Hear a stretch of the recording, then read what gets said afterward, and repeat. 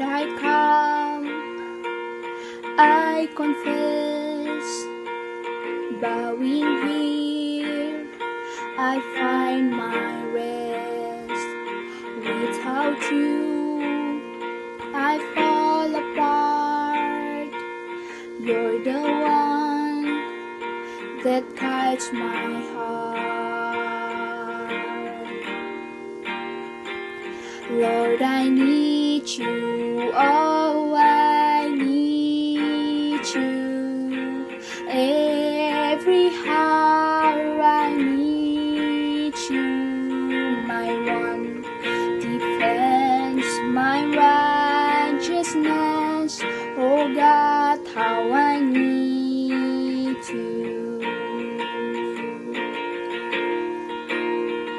When sin runs deep, your grace is more. Where grace is found is where you are. Where you are, Lord, I am free. Holiness in Christ in me. Lord, I need you, oh, I need you. Every hour I need you, my one defense, my righteousness. Oh God, how I need you. So teach my soul to rise to you. When temptation comes my way, when I cannot stand, I fall on you. Jesus, you're my hope and stay.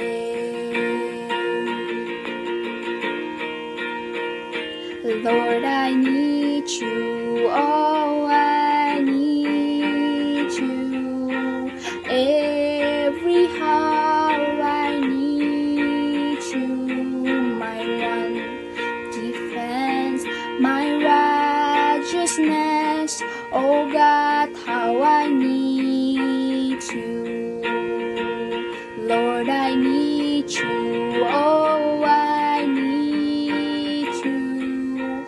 Every hour I need you, my one defense, my righteousness. Oh God, how I need you. My one defense, my righteousness. Oh God, how I need you.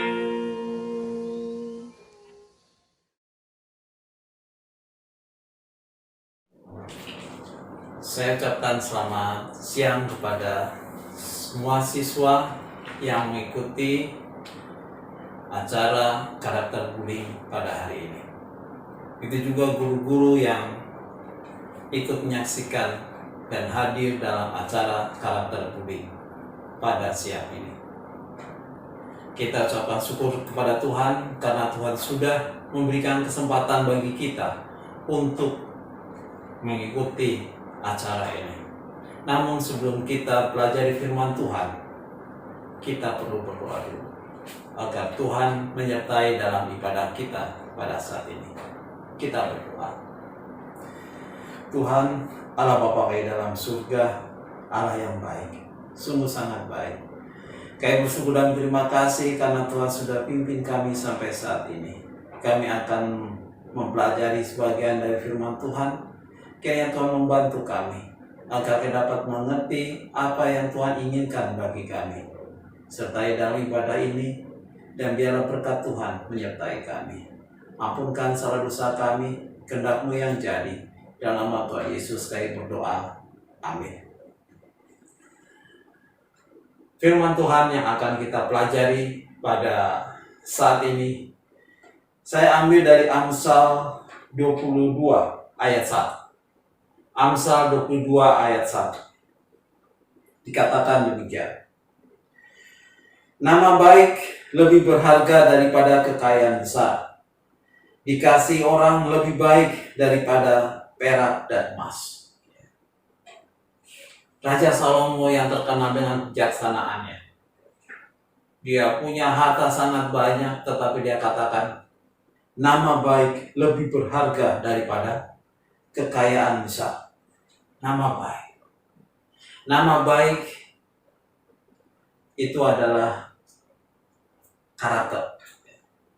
Itu adalah karakter. Karakter yang ada pada dalam diri kita. Raja Salomo memang luar biasa. Bahkan dalam Pengkhotbah pasal 7 ayat 1 dikatakan bagian A. Pengkhotbah 7 ayat 1 bagian A dikatakan, nama yang harum lebih baik daripada minyak yang mahal.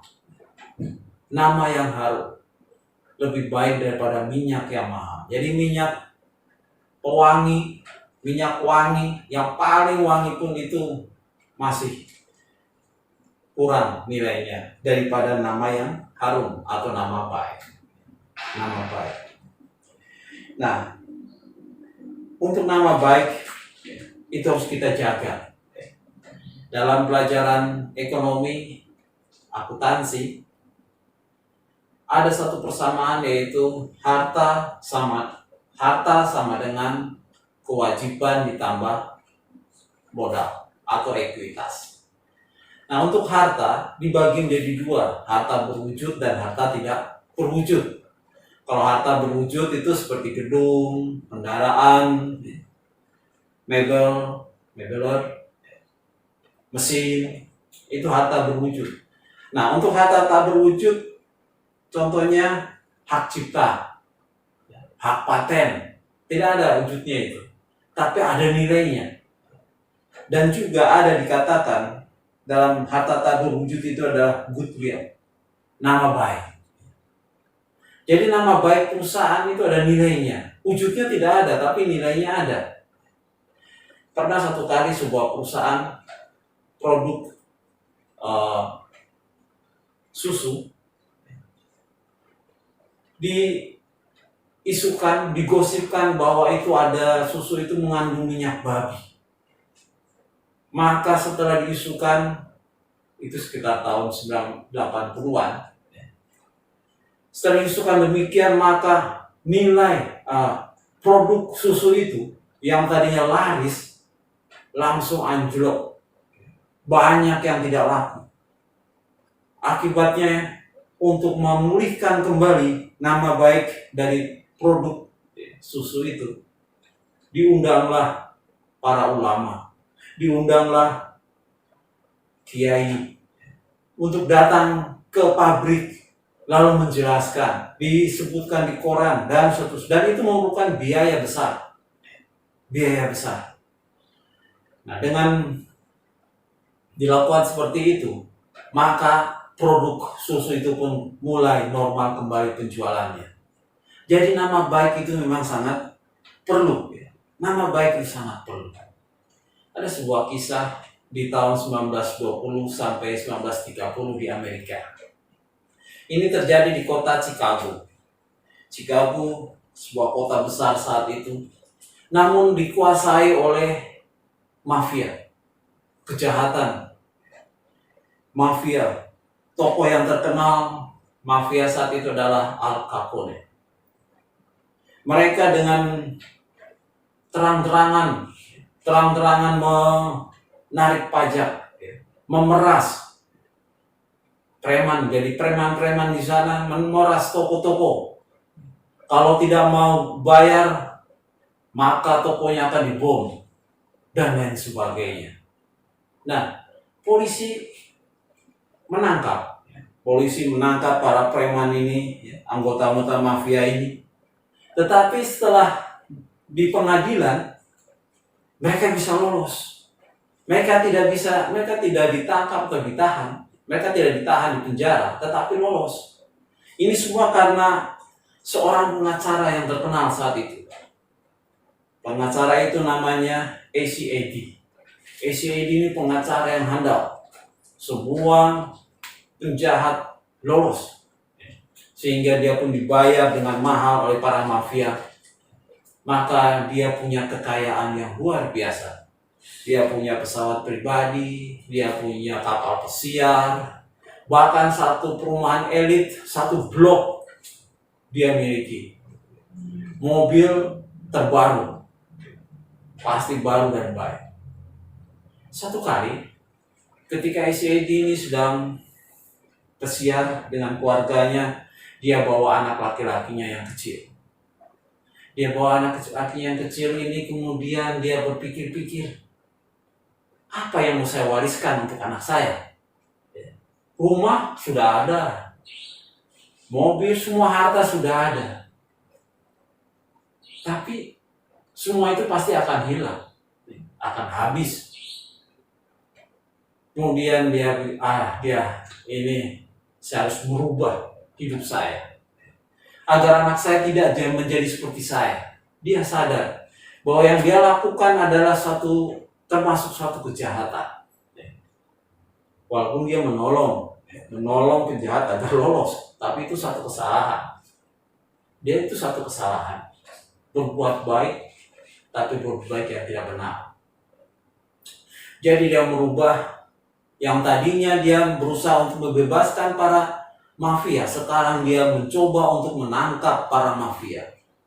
Dia datangi kejaksaan, dia datangi kepolisian, dia bawa bukti-bukti tokoh-tokoh mafia yang tadi dia bebaskan, sekarang dia seret kembali ke pengadilan untuk diadili.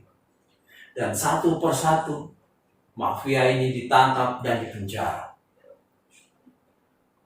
SCID sadar apa yang dia akan dapat. Taruhannya adalah nyawa. Dan memang satu kali di tengah jalan ketika dia bawa kendaraannya, dia dipepet oleh dua mobil. Kemudian dari mobil yang mepet itu keluarlah senjata mesin dan menembaki dirinya. 15 peluru masuk dalam tubuhnya dan dia mati saat itu. Itu satu pengorbanan, harga yang harus dibayar ketika dia bertobat. Ketika dia mencoba menjebloskan para mafia yang dulu dia bebaskan dengan kepandaiannya, dengan cara-cara yang licik, dia bisa bebaskan para mafia ini. Tapi sekarang dia mati karena berusaha untuk menangkap mereka. Cerita yang kedua muncul pada tahun 1940-an ketika terjadi Perang Dunia Kedua.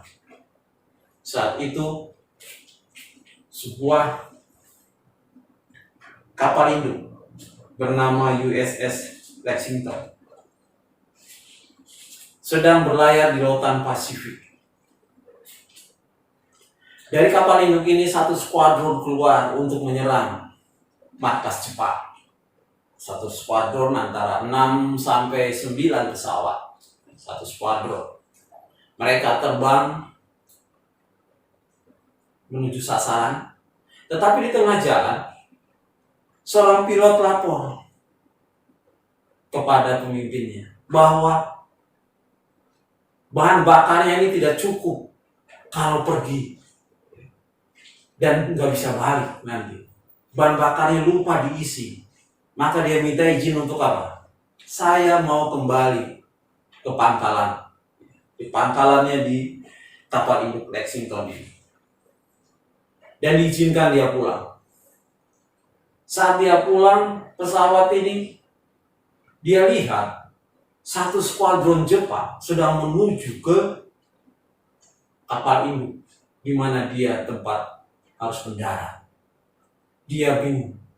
Satu skuadron yang dia hitung ada 9 pesawat Jepang.